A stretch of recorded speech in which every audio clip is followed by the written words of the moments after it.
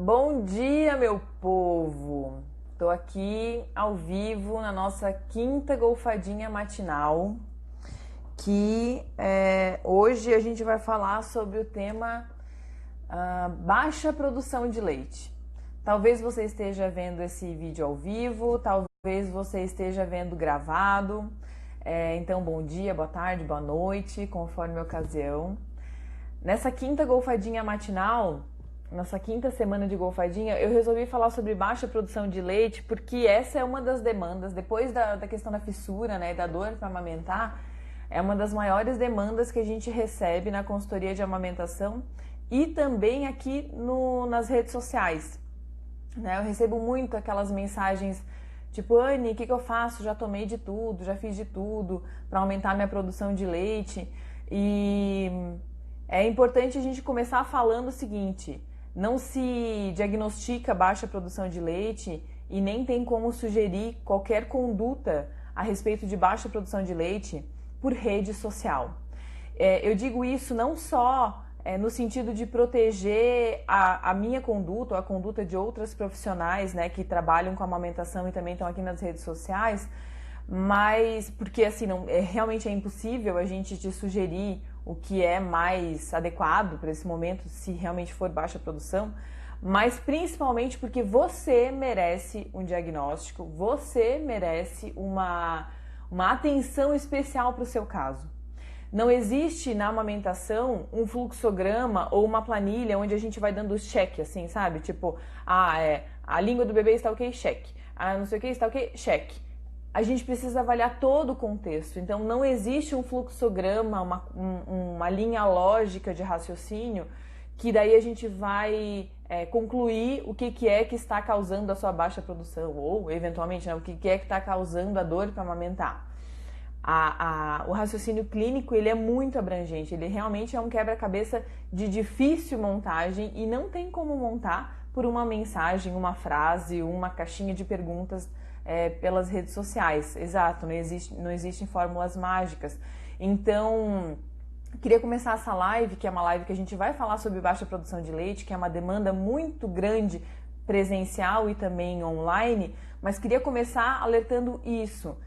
Proteja-se, não pergunte para mim ou para qualquer outro profissional o que eu faço para aumentar minha produção de leite nas redes sociais, como se existisse uma fórmula para isso. Não existe. E se alguém te disser por mensagem, tome isso, tome aquilo, desconfie, porque não é assim que funciona, tá? Proteja sua amamentação, proteja você, proteja a sua história, proteja seu bebê e procure um auxílio presencial. Não tem problema você entrar em contato com alguém pelas redes sociais e falar, olha, eu tô com baixa produção de leite, preciso de ajuda. Não tem nenhum problema nisso. Mas não aceite qualquer sugestão, não aceite qualquer palpite. Proteja a sua história e priorize que seja avaliado presencialmente para avaliar todo o contexto, para ver o que pode estar acontecendo para a baixa produção de leite. Porque assim como a gente, na hora de avaliar uma fissura, lembra que eu sempre falo, né? Não existe resolução de fissura se você não retirar o fator causal. Não existe aumento da produção de leite se você não retirar aquilo que está causando a baixa produção de leite, né? Se é que a produção de leite realmente existe. Então, queria começar essa live falando isso, tá? Eu tentei organizar mais ou menos uma linha de raciocínio para ir seguindo a respeito de baixa produção de leite, porque eu realmente acho que muita coisa pode acontecer nesse cenário, e talvez a gente termine a live e nem termine de falar todas as possibilidades, assim, né, de baixa produção de leite, mas eu tentei organizar aqui o meu raciocínio para a gente conversar sobre isso e talvez vocês também irem identificando ao longo do meu papo aqui, isso está acontecendo comigo, ou isso eu já ouvi de uma amiga minha, né, para a gente ver como é muito comum e às vezes a gente não se apega aos detalhes, assim, não se atém aos detalhes, a gente coloca o assunto baixa produção de leite todo dentro de uma caixa e ele não está todo dentro de uma caixa, ele está dividido em várias situações e em vários momentos da nossa linha cronológica da amamentação, né? Então eu vou começar, vou tentar então seguir essa linha para vocês entenderem tudo que pode acontecer a respeito de baixa produção de leite, né? Ou pelo menos o que comumente acontece a respeito de baixa produção de leite. Então vamos lá. Primeira situação que eu acho que acontece que faz a gente pensar que eventualmente a gente pode produzir pouco, ou então que a nossa amamentação já pode começar meio atropelada, é a questão de não produzir colostro durante a gestação. Às vezes a gente nem faz esse link, né? A gente passa às vezes a gestação toda preocupada porque todo mundo te pergunta se já tá saindo leite, se já tá saindo colostro. Você não vê o colostro na gestação, aquilo te preocupa, aquilo ocupa a tua cabeça, faz tu gastar energia durante a gestação. E depois quando tu começa a amamentar e tu começa a ficar insegura com relação à produção de leite, às vezes tu nem lembra que na gestação tu passou a gestação toda pensando que talvez não produzisse tanto por conta da ausência de colostro durante a gestação. Então, primeira coisa que a gente precisa falar, ninguém tem obrigação de produzir colostro durante a gestação. Se você estiver produzindo colostro durante a gestação, ótimo. Se você estiver produzindo colostro e você percebeu isso porque você expressou ali na hora do banho, de curiosa, queria ver se estava saindo alguma coisa, saiu, ótimo, tá tudo bem. Se você está percebendo que o seu colostro está colando no seu sutiã, né? Você percebe que na hora que você tira o sutiã, tá grávida, né? Tira o sutiã, tem colostro, o colostro até faz uma manchinha no sutiã, ótimo. Mas se você, durante a gestação, mexeu ali durante o banho, não saiu nada, ou então, se não tá saindo nada, não tá colando o seu peito no sutiã, como de alguma amiga eventualmente está acontecendo, não tá acontecendo com você, tá tudo bem. Isso não condena a amamentação, isso não fala nada a respeito da sua futura produção de leite. Então desapega dessa história de que, ai meu Deus, eu não estou conseguindo tirar colostro, não estou produzindo colostro, todo mundo me pergunta se eu estou produzindo alguma coisa na gestação e eu não estou. Desapega, isso é uma bobagem. O colostro, ele tem obrigação de sair no momento que a placenta sai. Você não tem, nem eu, nem nenhuma outra mulher tem obrigação de produzir colostro durante a gestação.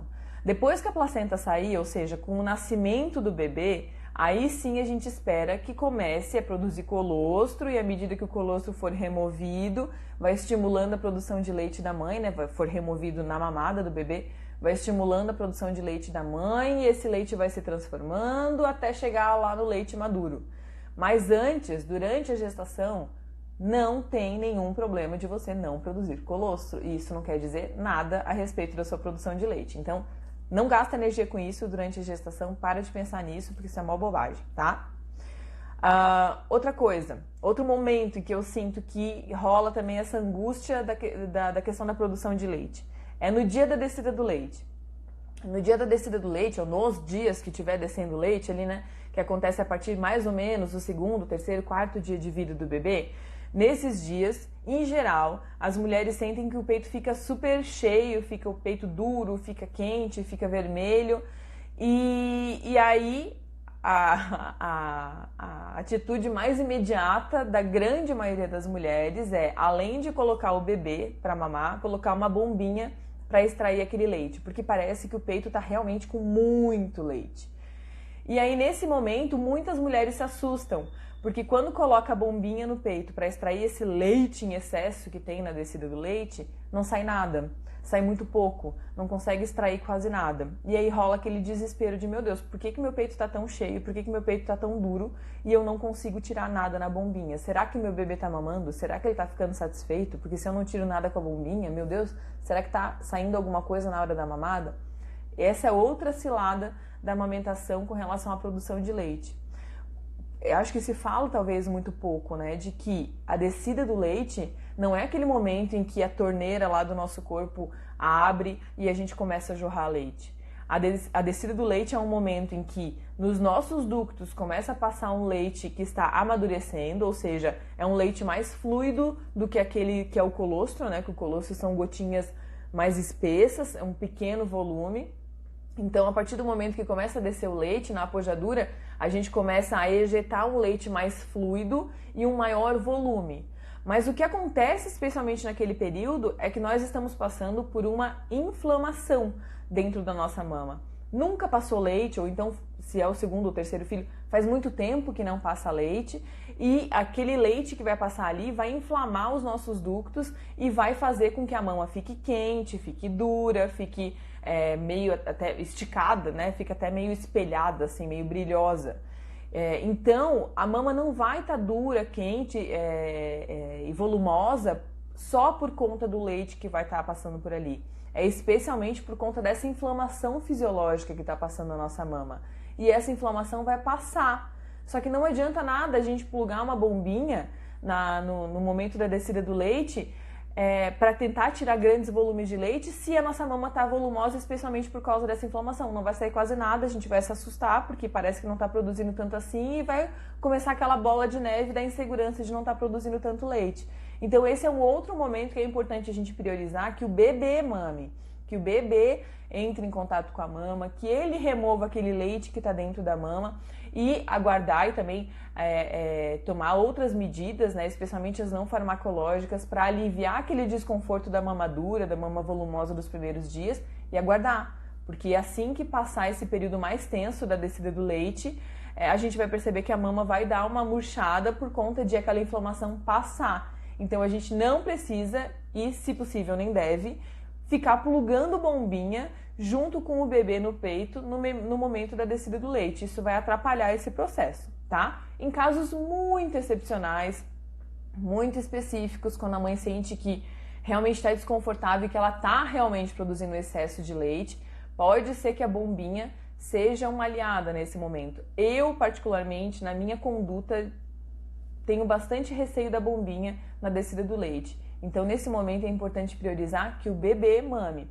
Ah, mas como é que eu vou saber se meu bebê está realmente mamando, se ele está conseguindo extrair o leite do meu peito, se ele está conseguindo dar conta de mamar, né? Meu peito está super duro, eu sinto que está duro, parece que não muda muito à medida que ele vai mamando.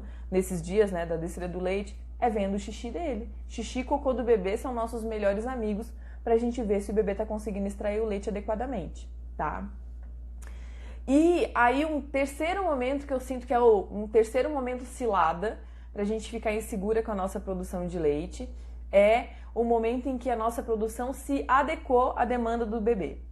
Isso geralmente acontece, assim, é uma média, para cada mulher vai funcionar de um jeito diferente, mas ali por volta do terceiro mês, algumas mulheres quarto mês, algumas mulheres segundo mês, algumas mulheres logo em seguida da apojadura já sentem que a produção já está adequada para o bebê, é mais raro, mas pode acontecer. Mas ali por volta do segundo, terceiro, quarto mês, a nossa produção começa a se regular para a demanda do bebê. Ou seja, a gente para de produzir para a comunidade, né, como é em seguida da descida do leite, que a gente produz excesso, o bebê está dormindo, a gente está vazando, o bebê está mamando num peito, a gente está jorrando no outro.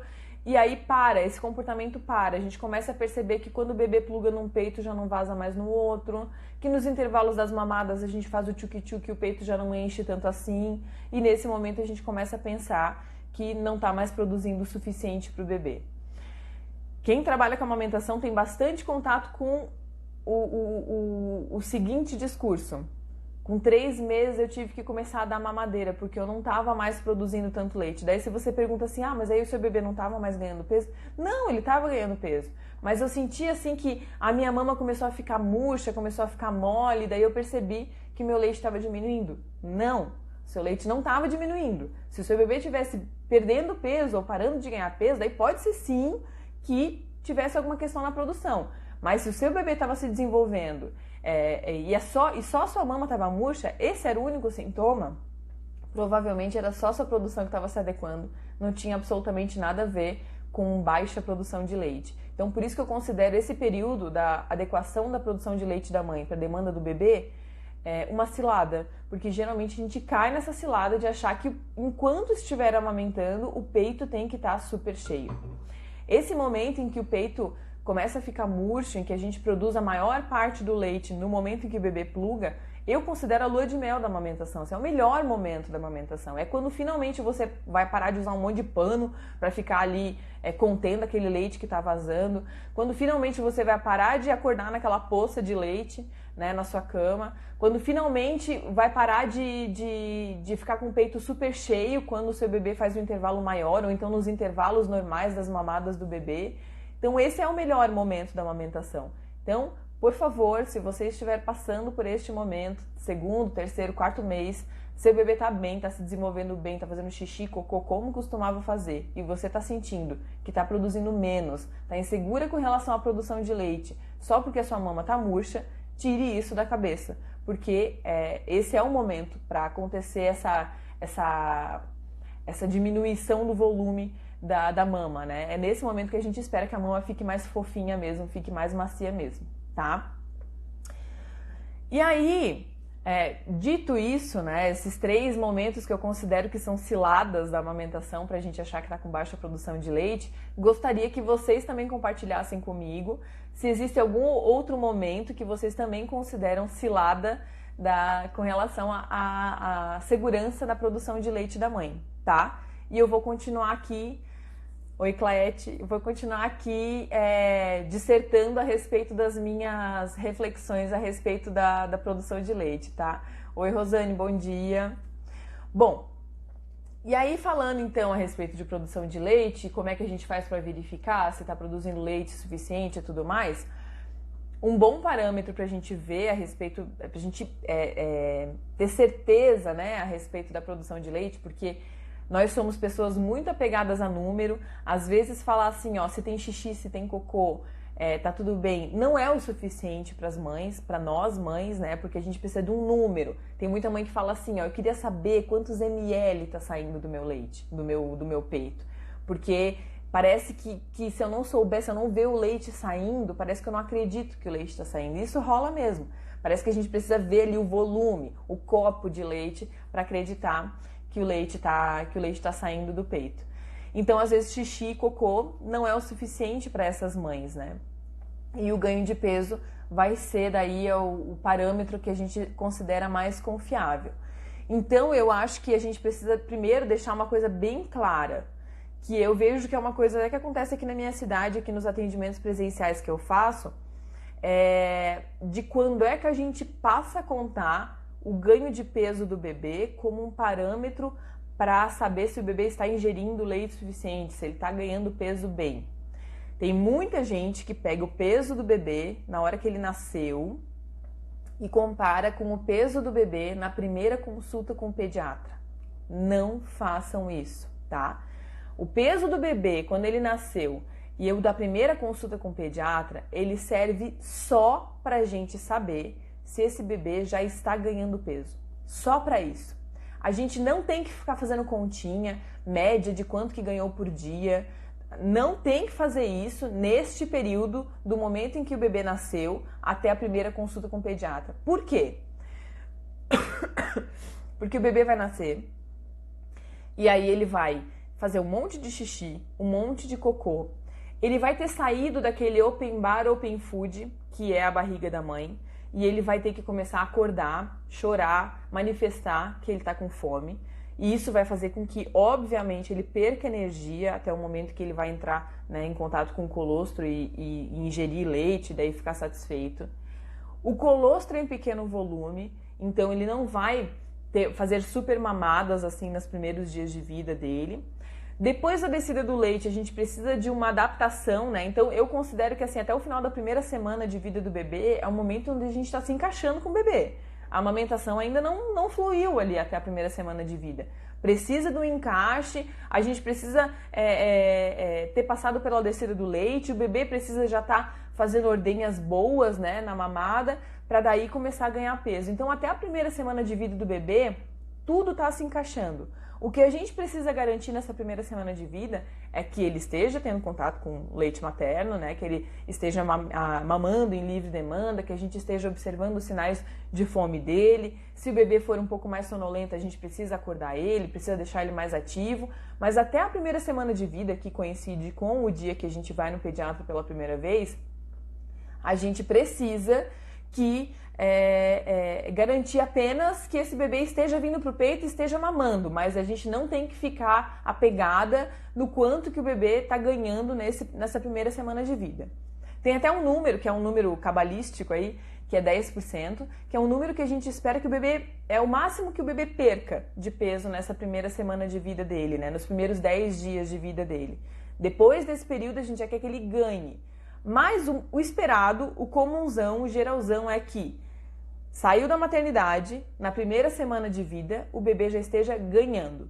Na saída da maternidade, esse bebê vai ser pesado, né? Então, sei lá, ele nasceu com 3,200, ele saiu da maternidade com 3. No momento da pesagem lá, da primeira consulta com o pediatra, é esperado que ele já esteja com mais do que 3, ou seja, com mais do que ele estava quando ele saiu da maternidade. Por quê? Porque já desceu o leite, porque ele já deve estar fazendo ordenhas mais efetivas na mama da mãe, né? Porque ele está vindo com frequência para o peito. Então, tudo isso faz com que a gente acredite que esse bebê já esteja ganhando peso bem. A partir de quando que eu vou ter que fazer continha, né? Se eu quiser. A partir da primeira consulta com o pediatra.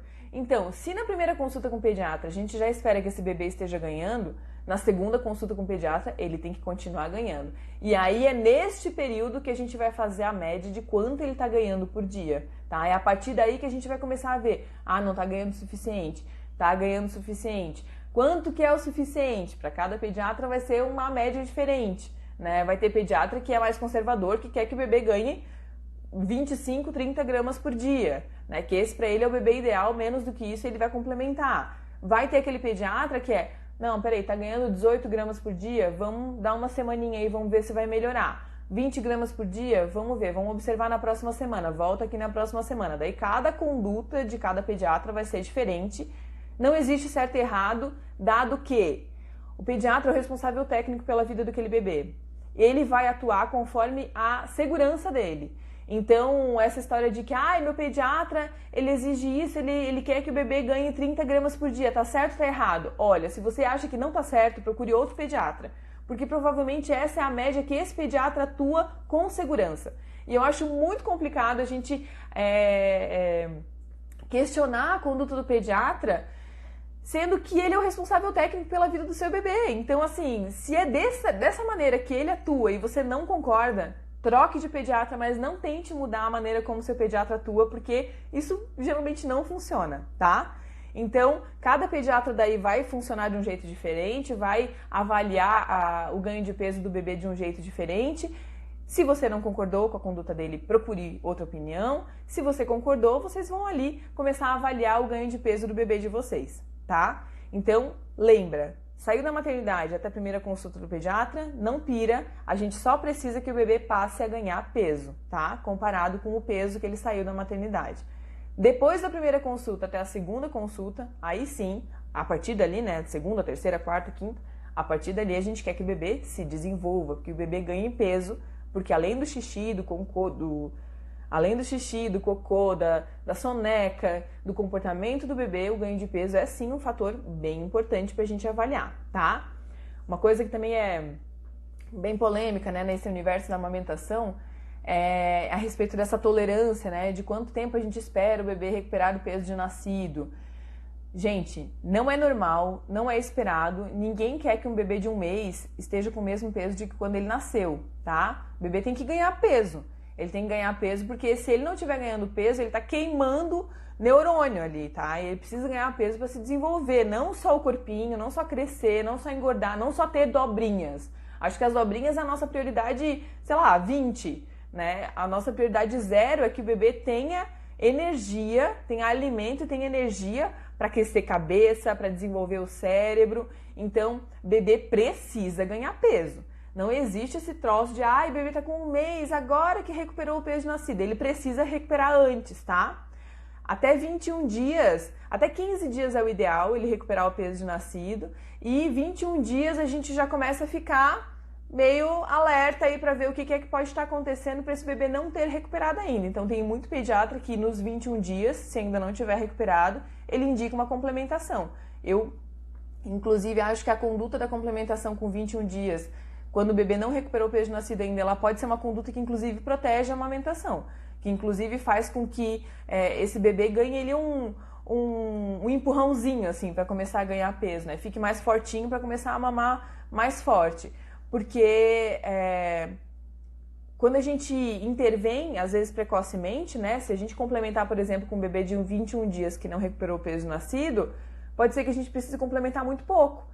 Se a gente fica esperando, se o bebê chegou lá com 1 mês e meio e não recuperou o peso nascido, o tanto que ele vai ter que tomar de complemento é um tantão muito maior, né? Do que aquele tantinho que ele ia tomar com 21 dias.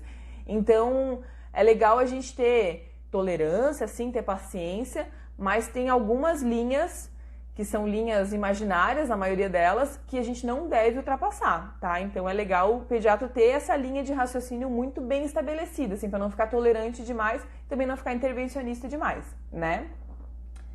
Vou só ler algumas coisas que falaram aqui enquanto eu tava falando, peraí. Que eu vi que teve alguém que falou, que é bem verdade, que um dos momentos em que é considerado também um momento cilada da percepção da produção de leite, né, pra gente ficar pensando que tá com baixa produção de leite, é o pico de crescimento e salto de desenvolvimento. Excelente. É legal falar que tem muita gente que não acredita em pico de crescimento e salto de desenvolvimento, que acha que não tem nada a ver, até profissionais, que acham que não tem nada a ver isso, mas pelos relatos das mães, existe.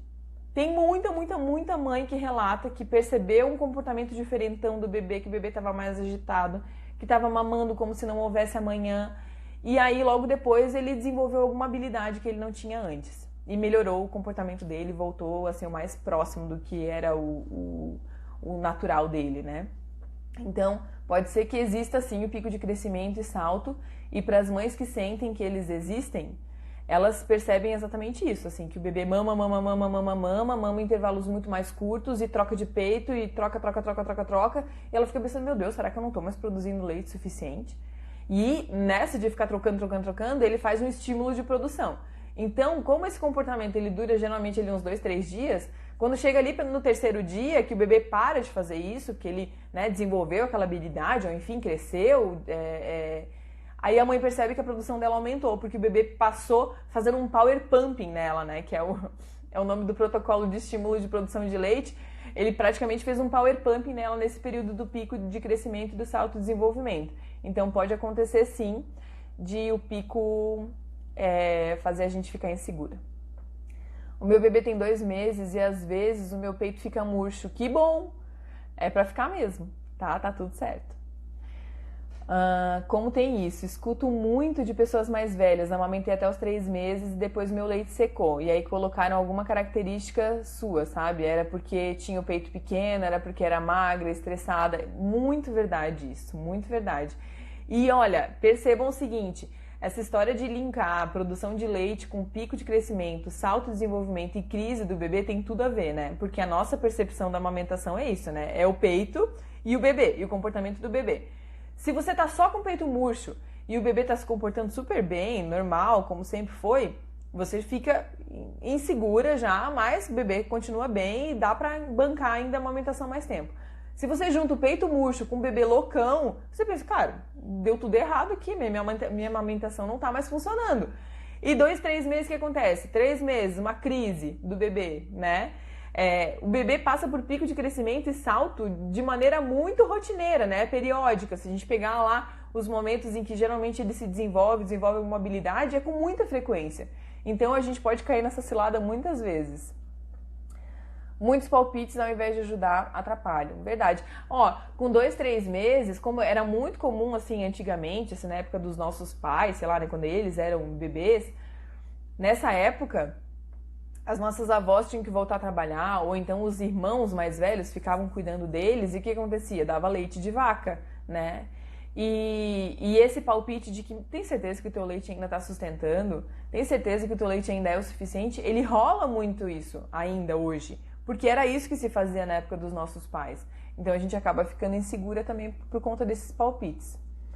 Eu estou de 7 meses e meio e o seio já sai um pouco de colostro, mas o meu mamilo já está ficando rachado, como se tivesse ferido, machucado. Isso é normal? Se não, o que eu posso fazer para resolver? É super normal ficar com aquela região ali ressecada, tá? Fazer alguma coisa depende muito do teu grau de incômodo com isso, tá? Se você não tá se incomodando, se tá tudo bem pra ti, não tá coçando, não tá doendo, não tá sangrando, tá tudo certo, não precisa mexer. Deixa que o corpo tá dando conta disso. As glândulas de Montgomery, que são aquelas bolinhas que tem ao redor do mamilo, elas que estão dando conta de produzir o sebo, né, uma glândula sebácea, para deixar aquela região ali preparada para receber o teu bebê. Mas tem algumas mulheres que aquela região fica tão ressecada que ela fica incomodada, que ela começa a coçar. Em alguns casos, mais raros, mas eu já vi, acaba desenvolvendo uma dermatite por conta desse ressecamento extremo da região da areola e do mamilo. Aí é legal você comunicar ao seu obstetra que provavelmente ele vai te receitar algum hidratante, alguma coisa para você usar de maneira bem pontual e não usar o tempo todo, né? Usar só para te deixar minimamente confortável e aí o restante deixa o corpo fazendo a parte dele, tá? Então acho que a intervenção ela só é necessária se você estiver extremamente desconfortável. O pico de 4 meses foi um pesadelo no meu primeiro filho. Eu achei que eu não tinha leite, fui no banheiro, apertei o peito e o leite espirrou e ali eu me senti mais segura. Ótimo! E sabe o que acontece? Às vezes a gente vai no banheiro, aperta o peito e não sai o leite. Aí o bicho pega. Então, se por um acaso acontecer com alguém aqui de vocês que está assistindo isso, de sentir que está produzindo pouco leite, foi no banheiro, foi lá, apertou, não saiu quase nada. Lembra, primeiro você tem que saber fazer uma ordenha manual direitinho, né? Sabe fazer a ordenha, foi lá, apertou, não saiu nada. Tá com pouco leite? Quer dizer que o leite secou? Quer dizer que eu preciso comprar uma mamadeira, um leite artificial? Não. Entrega o bebê para alguém, vai lá no banheiro, liga o chuveiro, vai para baixo do chuveiro, bota uma musiquinha se der, relaxa.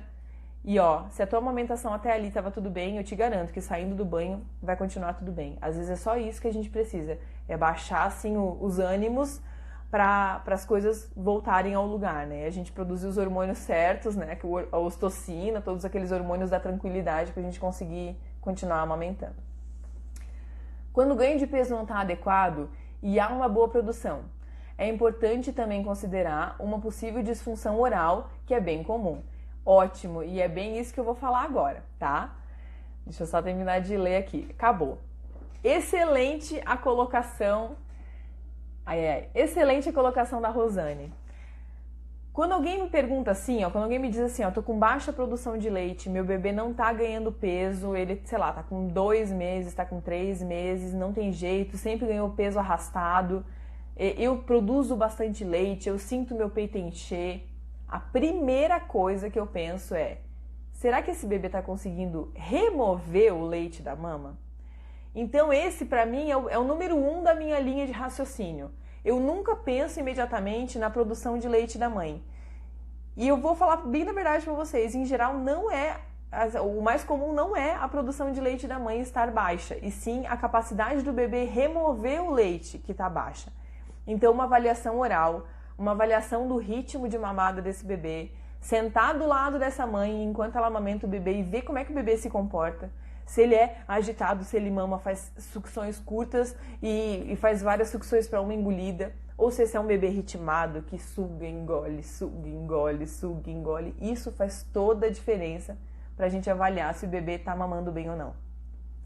E aí, gente, se o bebê não está conseguindo remover o leite, se ele não está conseguindo fazer os 50% dele, dessa história da amamentação, ou seja, os 50% da mãe está garantido, ela está conseguindo produzir, está conseguindo ejetar, mas os 50% do bebê está prejudicado porque ele não está conseguindo remover, a gente precisa agir no bebê.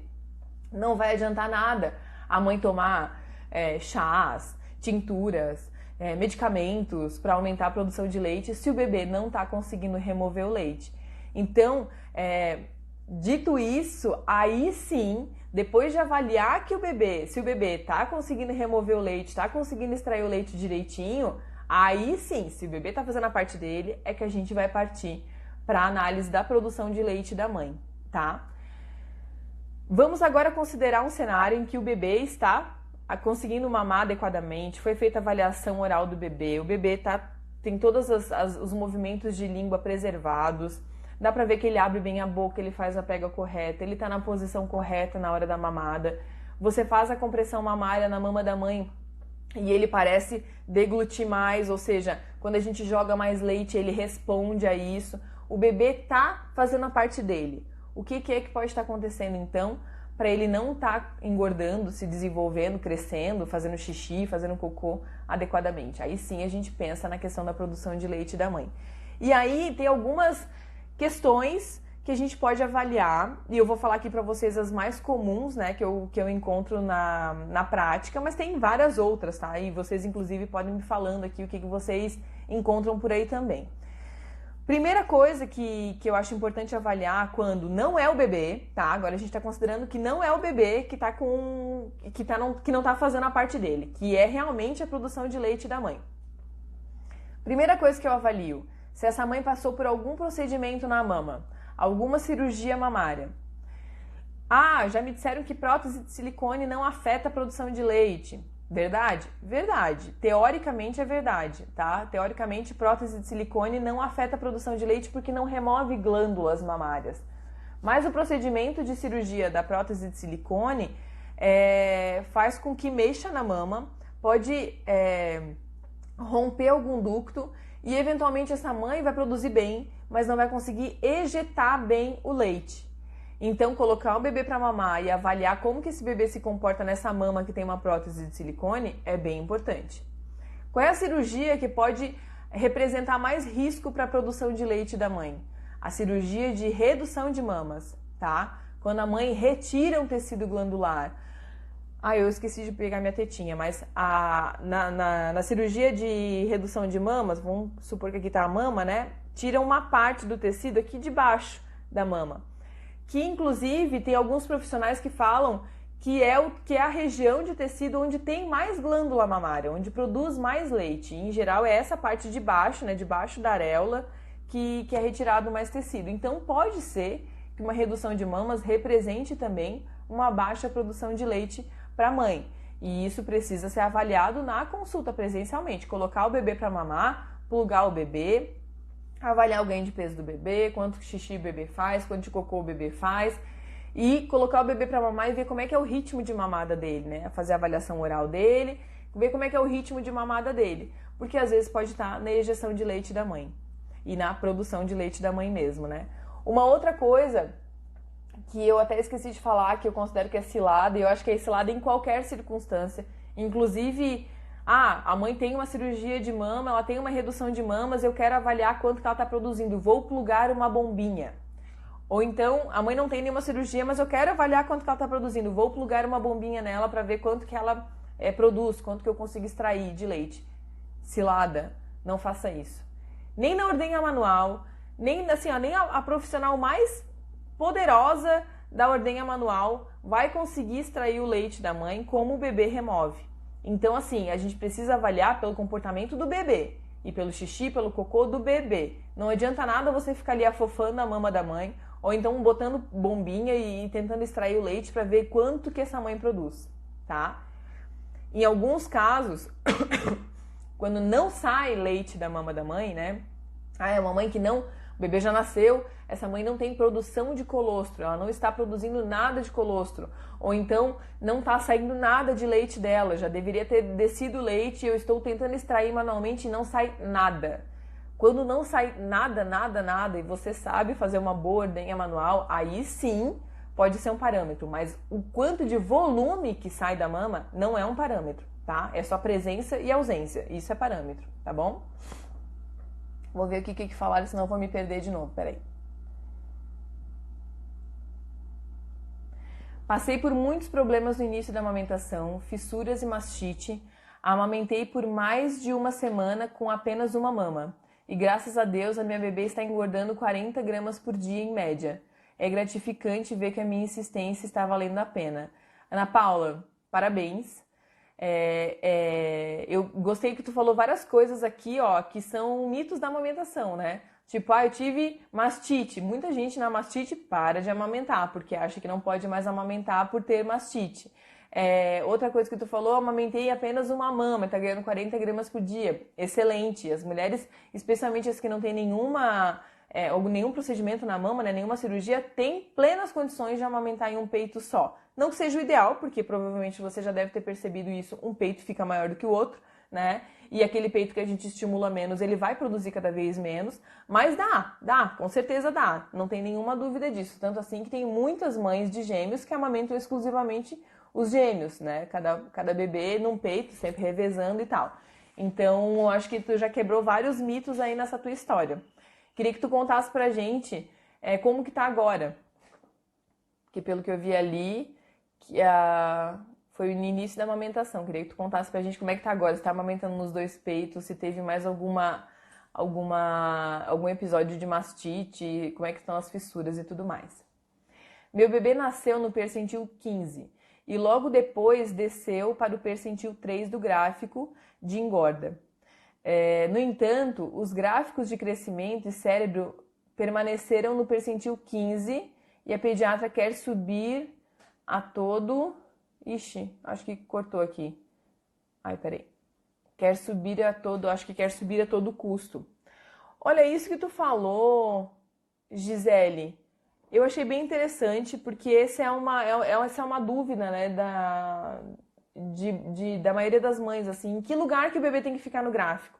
Qual que tem que ser o nosso objetivo no gráfico? É bem interessante, eu nem tinha pensado em falar nisso, mas eu acho que precisamos falar sim. É o seguinte, a gente sempre tem que olhar para o nosso gráfico como o gráfico que vai dizer para a gente se o bebê está se desenvolvendo. O nosso objetivo não tem que ser que o nosso bebê que nasceu num percentil mais abaixo esteja no percentil lá de cima. Para quem tem a carteirinha, aquela carteirinha que tem a linha verde do meio, a linha vermelha de baixo, a linha vermelha de cima, a linha preta de baixo, a linha preta de cima, muitas vezes a gente acha que um bebê que nasceu perto da linha vermelha de baixo tem que ter como objetivo passar de cima da linha verde de cima. Não! O nosso bebê que nasceu pequeno, ele precisa se desenvolver, a gente precisa ver ele sempre crescendo no gráfico, mas provavelmente ele vai se manter sempre naquela zona que ele nasceu. Então, por exemplo, meu bebê nasceu ali entre a linha verde e a vermelha de baixo. O seu bebê vai crescer provavelmente sempre naquela zona, entre a linha verde e a vermelha de baixo. Ah, meu bebê passou da verde, né? Ele cresceu mais do que a gente esperava. Tá tudo bem, não tem problema. Agora, meu bebê tá caindo, ele tá mantendo uma linha reta, ele tá chegando mais perto da linha preta de baixo. Isso a gente não espera. O que a gente espera é que o bebê sempre se mantenha na mesma zona. Então vocês vão perceber que... Ah, eu não tenho nenhuma carteirinha aqui agora. Vocês vão perceber que tem a linha verde, por exemplo, né? Esse exemplo que eu tô citando, a linha verde do meio e a linha vermelha que tem embaixo da verde. Se o seu bebê nasceu entre a verde e a vermelha de baixo, ele vai crescer, ele vai ficar sempre se mantendo ali entre as duas linhas. Ele precisa seguir a própria linha de crescimento, a própria linha de ganho de peso, a própria linha de crescimento do perímetro cefálico. O nosso objetivo não é transportar esse bebê que nasceu entre a verde e a vermelha de baixo lá para entre a verde e a vermelha de cima. Se ele for sozinho fazer isso, beleza. Mas a gente precisa garantir que ele está se desenvolvendo e está no ritmo esperado.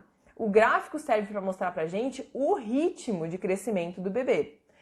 Aí ela falou aqui, ó, que depois ele desceu para o percentil 3 do gráfico de engorda, no entanto os gráficos de crescimento de cérebro permanecem no 15.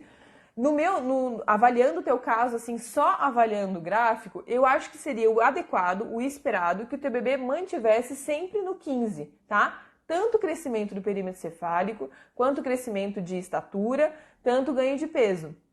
Que daí a gente garante que ele está gastando energia, está distribuindo o ganho de energia dele, crescendo naqueles 3 parâmetros ideais ali que a gente observa na carteirinha, né? Que é o ganho de peso, crescimento do perímetro cefálico e estatura. Eventualmente vai acontecer assim, ó. Você foi no pediatra hoje e aí vai no pediatra mês que vem. E aí você foi no pediatra mês que vem e vê que seu bebê não ganhou assim peso no ritmo esperado, né? Ele ganhou, sei lá, ganhou 15 gramas por dia, fazendo a média daquele mês. Mas ele cresceu muito mais do que a média a cabeça e cresceu muito mais do que a média a estatura. Então, o que um pediatra que consegue avaliar essa tríade com um pouco mais de tranquilidade vai te dizer? Olha, talvez nesse período o teu bebê tenha gastado a energia dele crescendo cabeça, crescendo estatura e não engordou tanto assim. Vamos observar o próximo período. Pode ser que o teu pediatra fique um pouco inseguro e fale assim, semana que vem volta aqui de novo pra gente pesar, só pra gente ter certeza como é que tá o ganho de peso dele. E aí pode ser que semana que vem você volte e o bebê já esteja novamente balanceando o ganho de peso, o ganho de estatura e o perímetro cefálico. Então, assim, sempre avaliar essa tríade junto.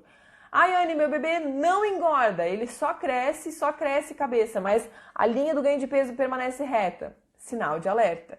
Ele tem que sempre crescer aqueles 3 requisitos, tá? Talvez se ele não esteja engordando e só esteja crescendo cabeça e altura, ele só esteja ganhando energia para crescer essas duas coisas e não está ganhando para o ganho de peso. Então ele tem que crescer as 3 coisas. Eventualmente vai dar uma desbalanceada, a gente avalia de novo, uma semana depois, 2 semanas depois, e é esperado que ele sempre consiga balancear o ganho de peso, estatura e perímetro cefálico, tá? Meu bebê de 2 meses, na última consulta do dia 30 de dezembro, estava pesando 6.300, só no peito. Às vezes ele pega o peito e fica soltando e chorando, e aí eu penso que não tem leite suficiente. Olha, não necessariamente é a questão do leite suficiente, tá? Bebê com 2 meses já sabe, já manja dos paranauê, e pode ser que o seu bebê esteja manifestando para você que naquela mama não tem mais o fluxo que ele gosta.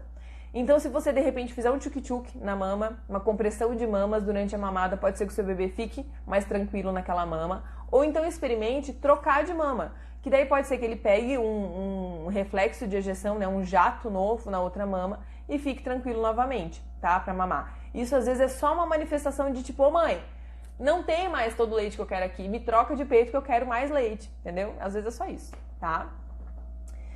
Fiquei morrendo de medo do leite secar no seio, que não estava amamentando. Agora mesmo, a minha mama estando menor, ele produz muito leite e ela está mamando nas 2 mamas. Excelente. E ó, esse medo da Ana Paula, ele é um medo verdadeiro, né? Legítimo, porque realmente, se não tiver remoção de leite daquela mama, pode ser sim que baixe a produção. O que acontece na mastite? A mastite é uma inflamação causada pelo leite parado dentro da mama, né? Que pode ser um leite de um ducto, às vezes é um ducto entupido que evolui para uma mastite, ou pode ser o leite de um setor da mama ali. Às vezes o bebê pegou errado e aí ele não conseguiu extrair o leite de um setor da mama, né? Ficou, às vezes, do jeito que ele pegou, ele tapou um ducto e todo um setor da mama não foi removido o leite. Ou então, às vezes, a mama da mãe não estava com suporte, não estava com sutiã, ficou engurgitado na parte de baixo, né, endurecida na parte de baixo, o bebê teve dificuldade de remover esse leite. Ou às vezes foi só do intervalo de mamada, que foi um intervalo um pouco maior, o leite ficou parado ali um tempo e o corpo da mãe reagiu daquela forma, desenvolvendo uma mastite. A mastite sempre começa num processo inflamatório por conta desse leite parado na mama. E pode evoluir para uma mastite infecciosa, né, bacteriana, que daí a gente vai ter que tratar com antibiótico, porque quando junta um leite parado, uma inflamação do leite parado com uma bactéria, pode evoluir para uma infecção. Essa região onde o leite ficou parado, que a mama ficou dura, que a mama ficou vermelha, ficou quente e tudo mais, no processo de mastite, que não tem nada a ver com a descida do leite, a gente está falando do processo de mastite, pode ser uma região onde a mãe perceba que está produzindo menos leite, que aquela região não endurece mais, né? Depois que curou a mastite, que aquela região não endurece mais, não enche mais. Por quê? Porque aqueles ductos e porque aqueles alvéolos que estão ali naquela região que endureceu e provocou a mastite, eles meio que se aposentam, né? Eles morrem quando a gente passa por um período de inflamação, especialmente a infecção da mastite, tá? Então pode acontecer da mãe relatar assim, ó, eu percebi que depois da mastite, o peito que teve mastite tá meio murcho, ou ele não enche mais tanto como o outro, que pode rolar isso mesmo, tá? Por conta dessa aposentadoria dos alvéolos aí que ficaram cheios. Ele baba muito, não sei se é normal. Olha, não sei também. Depende de muitos fatores. O bebê que baba muito, ele pode ser um sinal de alerta para aquele bebê que a gente já está avaliando ele, fazendo a avaliação oral dele, já está vendo que ele tem a língua presa, que não consegue às vezes plugar no peito da mãe. Mas se é um bebê que baba muito, ponto, só isso não, isoladamente não quer dizer nada. Uma outra coisa, o bebê que baba muito também pode ser sintoma de refluxo, né? Mas o bebê que não tem nenhum outro desconforto, ganha peso, mama bem, extrai bem o leite, está se desenvolvendo bem, o fato de babar não quer dizer nada isoladamente, tá? Obrigada, estava bastante insegura, então a pediatra teria razão e eu deveria aumentar o suplemento, já que hoje faço mama e leite adaptado, pois eu não consigo ter demanda para a fome dele. Ó, se a tua realidade já é o aleitamento misto, talvez seja adequado sim tentar manter sempre o teu bebê naquela zona dele mesmo, tá? Para que ele se desenvolva bem. E eu te entendo, sabe, Gisele, porque às vezes a gente fica pensando assim, pô, eu não quero atochar o meu bebê de leite artificial, né? Já tô fazendo aleitamento misto, então eu quero usar só o que realmente for necessário do leite artificial. E eu te entendo e tu tá completamente certa de fazer isso, usar realmente só o que é necessário para ele se desenvolver bem. Mas aí é que tá, é só o que é necessário para ele se desenvolver bem. Se ele não tá se desenvolvendo como a gente gostaria, talvez a gente precise aumentar um pouquinho sim, tá? Mas é aquela linha tênue, assim, né? Entre o exagero e o pecar por excesso ou o pecar por omissão, né? Então a gente precisa se manter naquela linha confortável em que a gente sabe que o bebê está recebendo todo o aporte energético que precisa para se desenvolver e não está exagerado. A gente não está dando leite demais para ele, de modo que daqui a pouco, sei lá, mais para frente ele desenvolva uma obesidade, alguma coisa assim. Então, é cuidar, pra gente não dar nem de menos e também tentar não dar demais, tá? Gente, até me perdi aqui, ó. A gente vai falando das possibilidades, até me perdi. Bom, falei então da cirurgia mamária, que é uma das possibilidades para a mãe produzir menos leite. Pode acontecer, é real. Quem trabalha com amamentação sabe que esse negócio de meu médico, quando fez a cirurgia de redução de mamas para mim, falou que eu não teria dificuldade de amamentar. Pode ser que você não tenha, pode ser, eu já vi mulheres que fizeram cirurgia de prótese de silicone e redução de mama, né? Fizeram a primeira redução, depois colocaram a prótese, amamentaram numa boa. Eu conheço uma mulher que fez 2 reduções de mama e amamentou numa boa, mas o que a gente sabe que pode acontecer sim de as mulheres que têm alguma intervenção na mama passarem por dificuldades na produção de leite, tá? Uma outra coisa que pode acarretar na baixa produção de leite e que muitas vezes a gente não se dá conta é a questão dos intervalos controlados de mamada, né, da amamentação. Por causa do seguinte, e essa é uma linha de raciocínio assim que a gente precisa traçar na amamentação para entender como proteger a nossa produção de leite. Precisa ter bebê removendo o leite da mama para a gente produzir mais leite. Não tem receita do sucesso para produzir mais leite, para aumentar a produção de leite, sem que o bebê esteja removendo o leite da mama. Então, por exemplo, se você me diz assim, Anne, o meu bebê, ele mama a cada 4 horas, e se ele pedir antes, eu dou a chupeta. Ou então ele mama a cada 3 horas, e se ele pedir antes, eu dou a chupeta. E fico esperando, dando uma enroladinha nele, até 3 horas, para daí então eu oferecer o leite para ele, o peito para ele. Provavelmente você está tirando do seu bebê a oportunidade de fazer ele estimular a tua produção de leite de acordo com a demanda dele.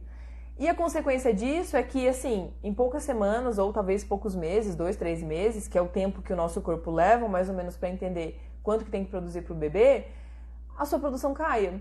Justamente por ter feito essa demanda controlada, né, da amamentação. Tá errado fazer demanda controlada? Eu preciso fazer livre demanda para amamentar? Não, não existe certo e errado. Só que, infelizmente, existe o risco de fazer a demanda controlada. E o risco de fazer a demanda controlada é baixar a produção de leite da mãe. E aí, se você junta, como nesse caso que eu citei o exemplo, né?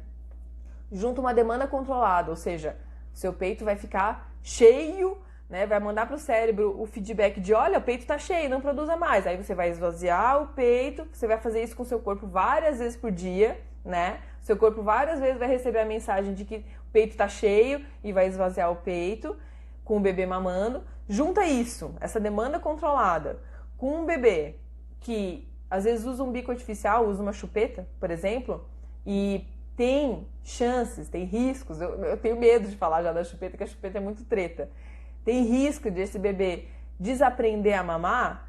Quais são as chances de ele vir para o peito, remover menos leite, você ainda ficou controlando a demanda, ficou com o peito cheio muito tempo até chegar a hora certa de amamentar? Quais são as chances do seu corpo aprender que não precisa produzir tanto leite assim? Porque o bebê não remove direito, 2, o peito está ficando cheio por muito tempo até o bebê vir para o peito.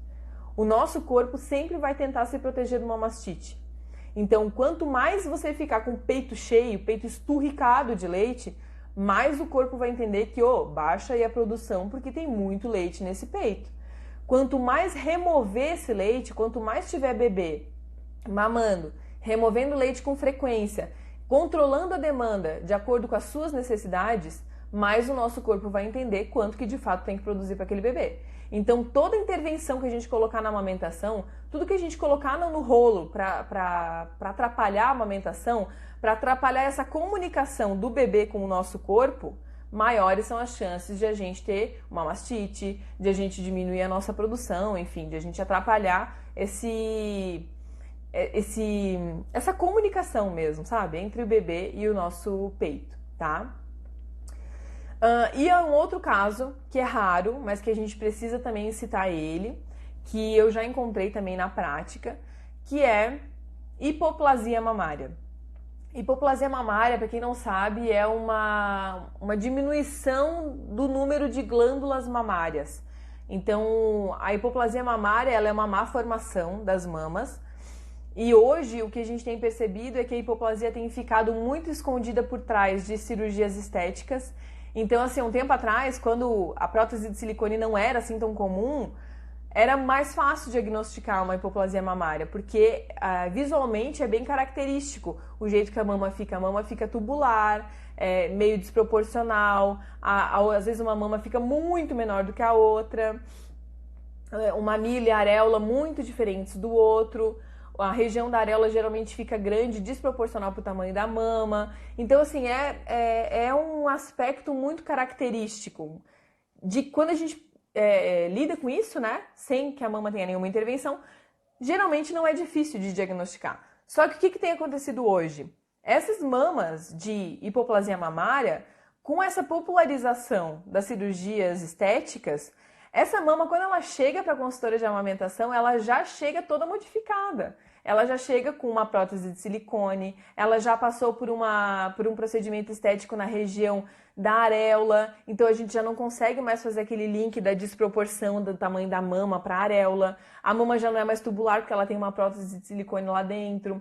Então, às vezes, fica difícil a gente diagnosticar, vai precisar que a mãe explique como é que era a mama dela antes, né, pra gente fazer esse link com a hipoplasia mamária, tá? Mas é importante a gente falar dela porque tem muitas mulheres que tinham hipoplasia mamária na infância e na juventude, achavam que era só uma mama pequena ou era só uma mama esquisita, né? E aí fizeram a cirurgia, ninguém contou pra ela o que era que tinha de fato na mama dela. E quando chega na amamentação, ela pensa assim: eu só fiz a prótese de silicone, eu deveria estar produzindo bem o leite. Às vezes a história dela já começou antes, né? Já começou lá na hipoplasia e por isso ela vai ter uma questão na produção de leite, não por causa da prótese necessariamente, mas sim por causa da condição que ela já tinha antes, tá? Meus mamilos machucaram muito de tirar pedaço. Agora minha bebê tá com 2 meses e finalmente estão sarando. Acho que não usei nenhum bico ou outra coisa. O freio labial pode interferir nisso? Pode. Pode interferir. O freio labial, por que o bebê precisa dessa região aqui? Para fazer o vedamento, especialmente o vedamento na hora da mamada. Quando o bebê não consegue fazer o vedamento, ele vai compensar isso na mordida. É que nem a gente. Quando a gente vai encher um balão, a gente vai botar a boca assim para vedar alguma coisa, a gente vai compensar, né, na região do lábio aquilo que a boca não está dando conta. Então, o seu bebê, se for o caso, né, se ele tiver o freio labial que está atrapalhando o vedamento dele, pode ser que ele tenha tentado compensar isso comprimindo mais o seu mamilo. Talvez o seu mamilo tenha saído em formato de batom nas mamadas, ou talvez no início da mamada você sinta assim como se ele estivesse mordendo a sua mama. Pode acontecer isso por conta do freio labial, tá? E outra coisa que é importante falar é que o freio labial, eu não vi ainda, tá? Mas eu também não tenho, assim, eu não sou fono, né? Então eu tenho contato com menos línguas e freios labiais e linguais do que uma profissional fonoaudióloga, por exemplo. Mas, em geral, o freio labial tá relacionado com o freio lingual também, tá? É mais comum ter um bebê que tem freio labial atrapalhando a amamentação e também tem o freio lingual, do que um bebê que tem o freio lingual e... Não, pera, calma. Pode acontecer do bebê ter o freio lingual atrapalhando a amamentação e não ter o freio labial, mas em geral, quando tem o freio labial atrapalhando a amamentação, tem também o lingual, tá? Então, se você sente que isso pode estar interferindo na tua amamentação, e o labial é mais fácil de a gente ver, né? Porque a gente vira aqui assim, ó, a boquinha do bebê, e quando o labial afeta, ele já tá vindo aqui na frente, né? Então fica mais fácil de avaliar. Então, de repente, vale a pena levar o teu bebê num profissional para avaliar isso, tá? Gente, falta 18 segundos. Mais uma vez, terminamos uma golfadinha atropelada e tem aqui 3 perguntas que eu não vou conseguir responder e eu vou responder nos stories, tá? Obrigada pela participação de vocês, beijo. Até segunda-feira que vem na sexta golfadinha.